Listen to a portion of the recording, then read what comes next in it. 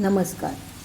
भगवान धन्वंतरी हे वैद्यांचे म्हणजे डॉक्टरांचे देव, भगवान आणि वैद्य असे सांगितले जातात.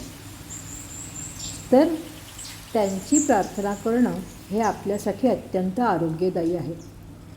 तर आज ऐकूया धन्वंतरी वंदना आणि नंतर धन्वंतरी स्तवन.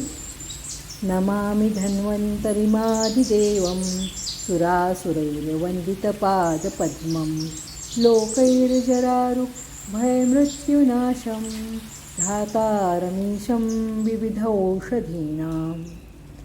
ॐ शङ्खं चक्रं जलौकां दददामृतघटं चारुदोर्भिश्चतुर्भिः सूक्ष्मसच्छातिरुद्यंशु परिविलसन्मौलिमं भोजनेत्रं कालाम्भोजोज्वलाङ्गं कटितटविलसच्चारुपीताम्बराढ्यं वन्दे धन्वन्तरिं तं निखिलगदवनप्रौढदावाग्निलीलम्.